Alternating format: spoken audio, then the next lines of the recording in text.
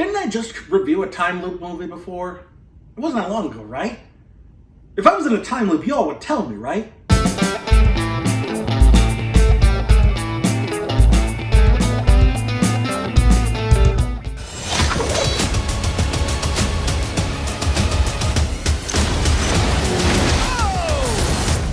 I've been waiting for this for a long time.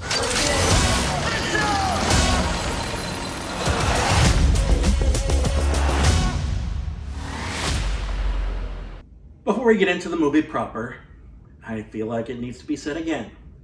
We can do without Mel Gibson. We can do without Casey Affleck. We can do without Jared Leto, Woody Allen, Roman Polanski, and every other piece of shit working in the entertainment industry. There is no one so talented that we can keep them around and let them continue to be awful.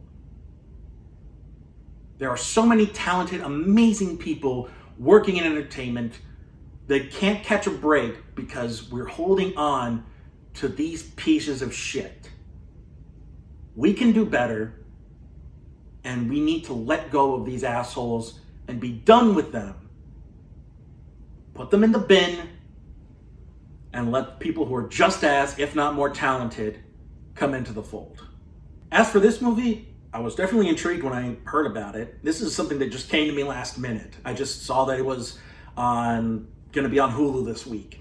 And it's from Joe Carnahan, who I think his best movie is still The Grey, but is not a bad writer or director. He's probably better known for things like Smokin' Aces, and he also wrote the A.T. movie. So, besides The Grey, he's more known for cheesy B action, and that's basically where this lies. The whole thing deals with a ex-Special Forces military guy, played by Frank Grillo, and instead of tying into Groundhog's Day, the loop is more about a video game, as the title indicates.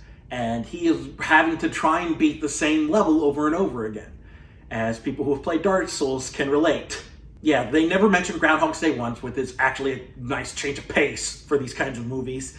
And it's mainly focused on the action. And I will say this, the action, while it does do a bit of that hibachi style, like quick cutting, and it doesn't really let the action play out, it's still good.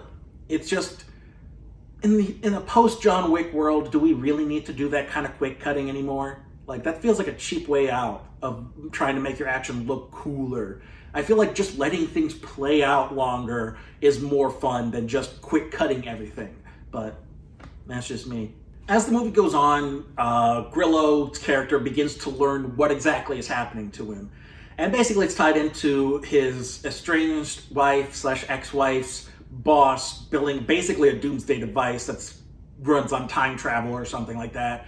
He's trying to mess around with time, and his wife, played by Naomi Watts, is trying to prevent that, and she knows that Frank Grillo's the only one who can stop it.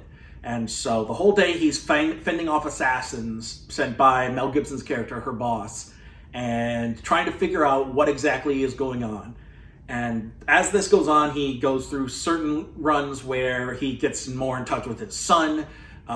He discovers more of the mystery. He gets better at fighting. And so it becomes more about like how he uses each run to improve, almost like a roguelike. I wouldn't mind a roguelike style movie in this style. It really, like, if you did like an adaptation of, say, something like Hades, this kind of style would fit for that sort of roguelike, dying to improve way of playing. So, yeah, I dig it for that. Not to mention that the cast here is also fairly decent. Frank Grillo is good. His son plays his actual son. I mean, his actual son plays his in-movie son. And I'm not going to knock the kid. I feel like in a post-Phantom Menace backlash world, we need to stop harassing kid actors for not being good in movies. And yeah, Jake Lloyd did not deserve the hate he got for not being good enough as Anakin Skywalker. Like, it's his fault. And yeah, the kid here, I'm not going to knock him. He's a kid. Like, this is probably his first movie or like his second or third. He's just starting out as an actor. And if he continues down this line, we'll see where he goes. But, you know, for what he's given, he's fine. But you've also got Naomi Watts and Mel Gibson, as I mentioned, plus Will Sasso shows up in a serious role. Like, he doesn't get to do really very many bits. He's playing a serious character for a change. The Mad TV guy playing serious. I did not expect that. But you've also got Michelle Yeoh in a bit role. Ken Jeong shows up. You've also got some athletes showing up, like Rob Gronkowski and a couple of UFC fighters. You got Annabelle Wallace showing up as one of the assassins. Then there was somebody who I really latched on to, Selena Lowe. She's a fairly newcomer. She started off in The Scorpion King 3, and was her last big project, I think, was a Tony Jaa movie called Triple Threat. But here she's a sword fighter, sort of like assassin who keeps killing Grillo, and in true video game fashion, she keeps having an end line whenever she kills him, and it's so delightfully cheesy, and I love it.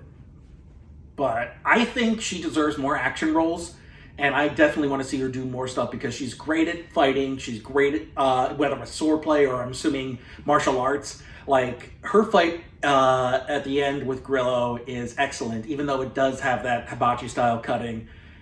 And I just want to see her do more. And put Selena Lowe in more things because she's fantastic. As for Gibson, I mentioned we don't really need him.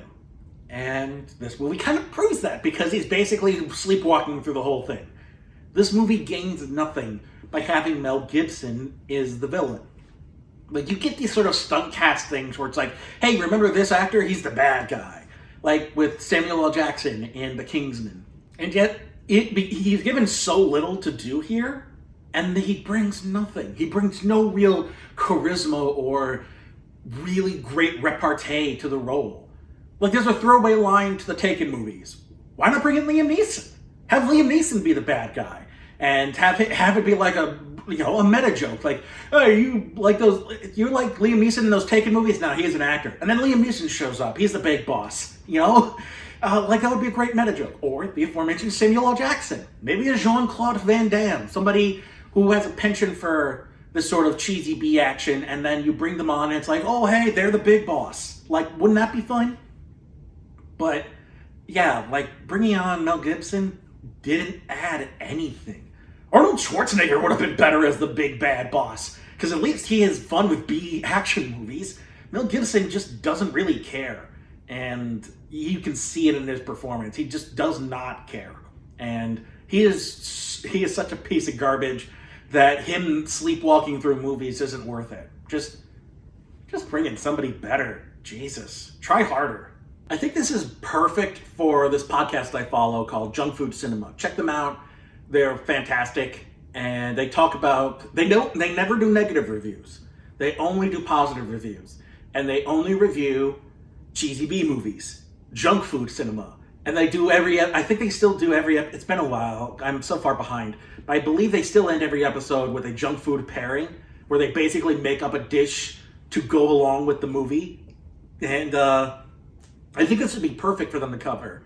It's that kind of level of cheesy B action and like somewhat witty but not really dialogue. Like, this kind of stuff is perfect for a midnight rental to watch with your friends while you're drunk or something. Something that's easily digestible but not going to stick with you. It's fun for the moment and then you're done. It's like a roller coaster ride. It's great for the time being, but you're not going to sit back and think about it all much. But hey, it was fun while it lasted.